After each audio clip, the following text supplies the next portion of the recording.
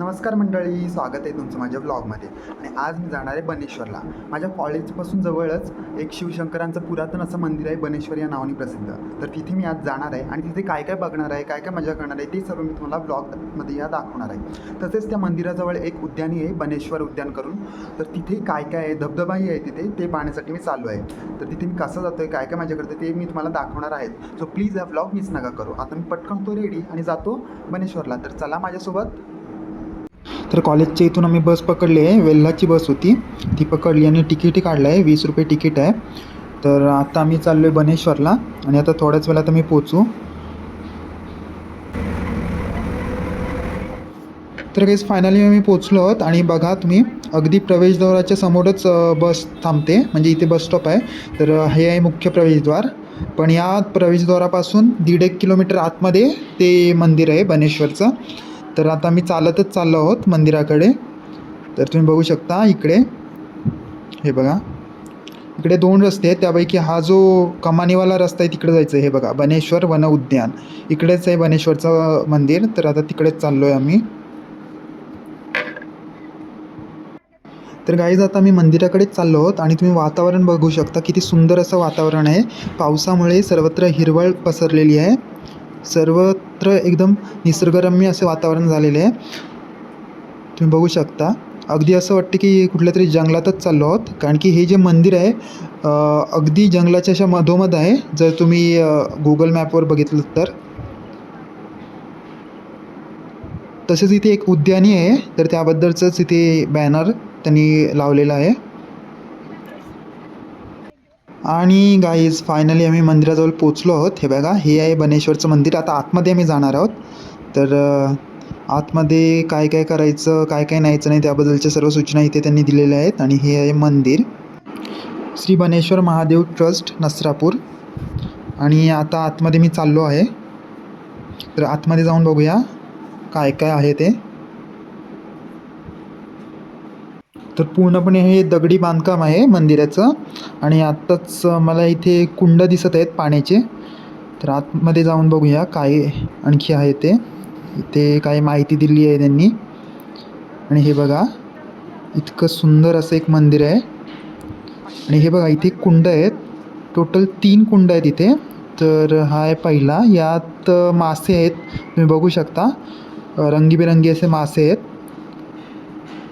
आणि यात त्यांनी माहिती दिलेली आहे की याच्यात उतरू नये असं काही. तिकडे एक कुंड आहे, त्याच्यात काय तेही आपण बघूया.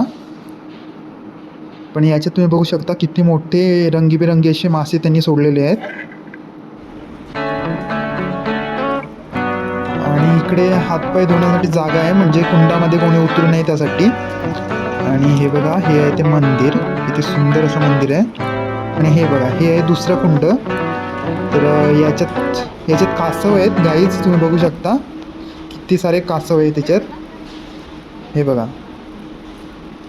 अगदी सुंदर असं मंदिर आहे. आणि त्यासमोर हे 2 कुंड आहेत, याच्यात त्यांनी मासे व कासव सोडलेले आहेत.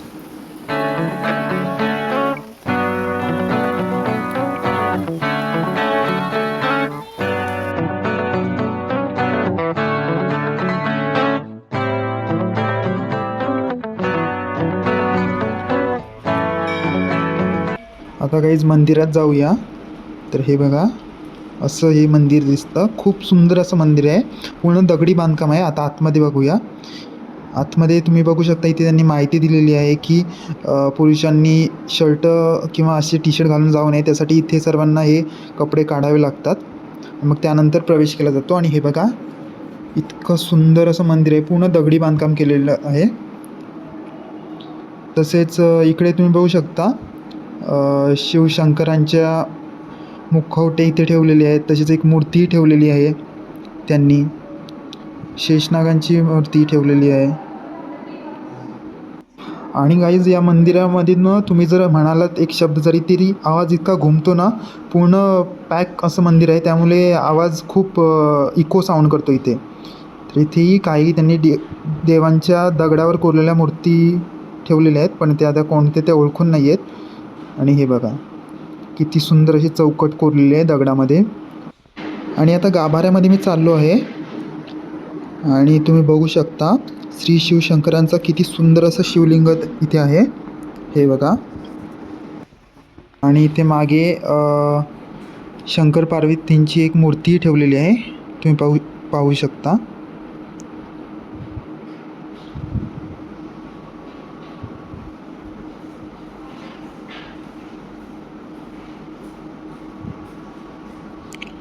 तर हे बघा शंकर पार्वतींची मूर्ती.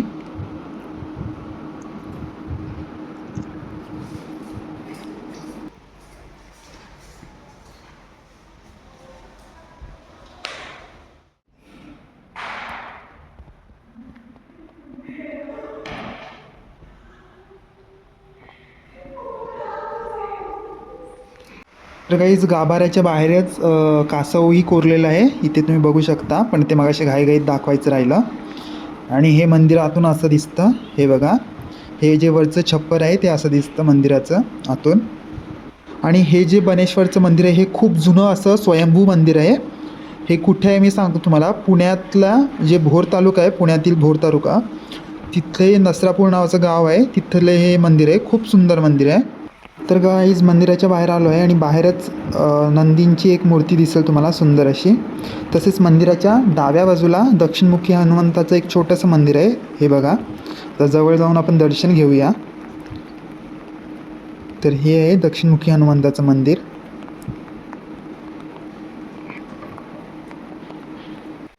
आणि इकडे गाईज मंदिराच्या मागेच तुळशीचं एक वृंदावनही दिसत आहे. तसेच एक छोटीशी बागही आहे. आता बघूया कसली बाग आहे, त्यांनी काय केलेलं आहे तिथे. तर गाईज तुम्हाला इथे यात्रेचे पोस्टर दिसले असतील. तर महाशिवरात्रीमध्ये इथे खूप मोठी अशी यात्राही भरते, तर त्याबद्दलचे इथे पोस्टर त्यांनी ठेवलेत. तर हे बघा, हीच ती बाग मी म्हणत होतो. तर इथे धोत्र्याची झाडं लावलेली आहेत त्यांनी, कारण की शंकरांना धोत्र्याची फुलं खूप आवडतात. त्यांनाच अर्पण करण्यासाठी त्यांनी इथे झाडं लावलीत. मग ते ही फुलं पूजेसाठी वापरत असतील. तसेच इतरही प्रकारची काही, जास्त करून पांढऱ्या रंगाच्या फुलांची इथे झाडं दिसत आहेत, हे बघा.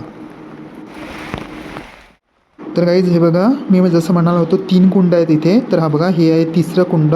पण याच्यामध्येच काही मासे किंवा कासव काहीच नाही आहे, माहीत नाही कशासाठी आहे ते. आणि आता मागच्या बाजूला मी चाललो आहे मंदिराच्या, तुम्ही बघू शकता. मागच्या बाजूनी इतकं सुंदर असं मंदिर दिसतं.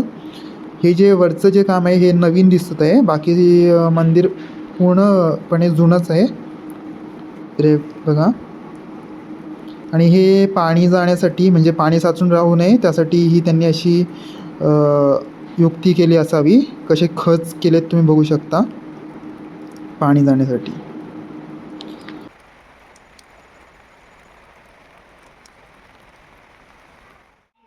तसंच गाईज मंदिराच्या अगदी समोर गणपती बाप्पाचं एक सुंदर असं छोटंसं मंदिरही आहे, हे बघा. तर आता आतमध्ये मी दर्शन करायला चाललो आहे. तर हे बघा किती सुंदर अशी मूर्ती आहे. इकडेही काही त्यांनी जुन्या अशा कोरीव काम केलेल्या दगडाच्या मूर्त्या म्हणू शकता तुम्ही, किंवा काही अशी चित्रही म्हणू शकता. पण याच्यावर काय आहे ते अजून काही कळत नाही, तर तेही ठेवलेले आहेत.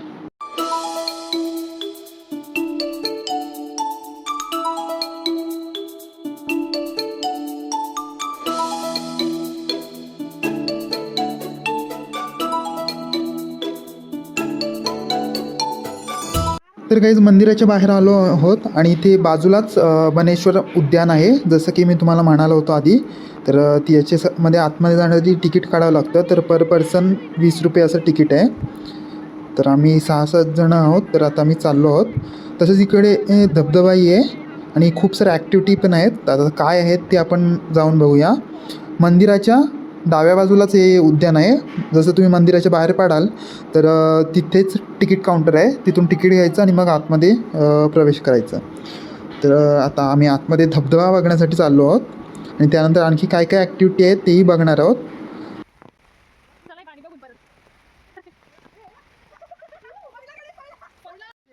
तर गाईज हे बघा, इथे बनेश्वर ॲडव्हेंचर पार्क ही आहे. इथे तुम्ही काय काय करू शकता त्याबद्दलची सर्व माहिती व किती प्राईज आहे तेही दिलेलं आहेत. झिप क्लाइम्बिंग, तसेच काही रॉक क्लाइम्बिंग असे काही काही आहेत. आणि हे बघा, हे त्यांचं सेटअप आहे, तुम्ही बघू शकता. तर ते इथे आपण करू शकतो.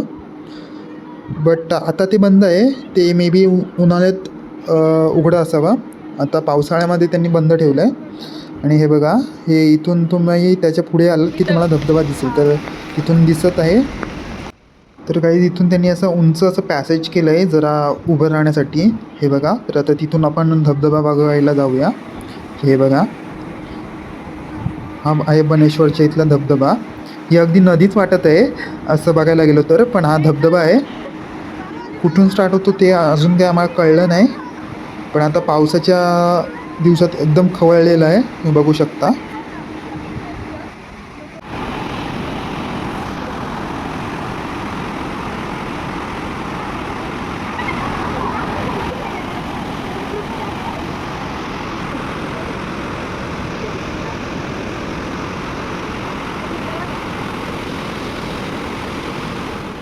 तसेच गाईज इथे आतमध्ये पार्कही आहे. हे बघा, कमल हौद लॉन.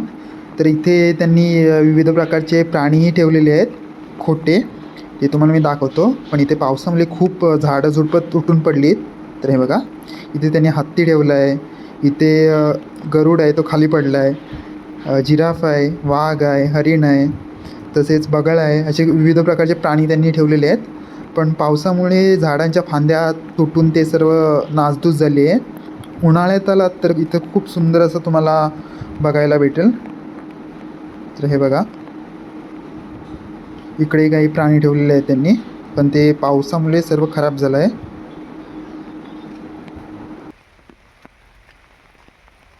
तर आता आणखी मी पुढे जातो आहे काय आहे ते बघायला. म्हणजे हा त्यांनी जे उद्यान आहे हे बनेश्वरचं, त्याच्यामध्ये खूप साऱ्या ॲक्टिव्हिटी आहेत, जसे की स्पोर्ट्स ॲक्टिव्हिटी, हे पार्क आहे, मे बी तिकडे जिमही आहे. एक साईडला छोटंसं मंदिर आहे, बनेश्वरचं नाही, दुसरं एक मंदिर आहे या पार्कच्या आतमध्ये. आणि लहान मुलांसाठी खेळण्यासाठी खूप ॲक्टिव्हिटी आहेत. तर आता इकडे मी आलो आहे, तर हे बघा, बघूया इथे काय आहे. तर गाईज मे बी जिम आहे, इथे तुम्ही बघू शकता. याच्यामध्ये सर्व ते जिमचे काही साहित्य आहे, म्हणजे ज्या पार्कमध्ये जिम असतात, ओपन जिम टाईप, त्यावाल्या त्यांच्यामधली एक आहे. तर हे बघा, हे खूप सारे इथे काय ॲक्टिव्हिटीज त्यांनी ठेवल्यात. हे बघा, इथं बोर्डही लावला आहे त्यांनी, ओपन जिम. आणखी काय आहे ते बाहेर जाऊन बघूया दुसरीकडे. तर हेही एक पार्ट आहे इकडे या उद्यानामधला.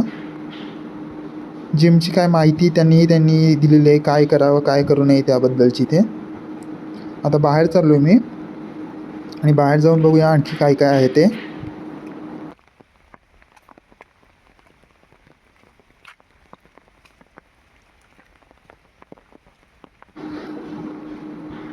तर गाईज इकडे काय आहे बघूया.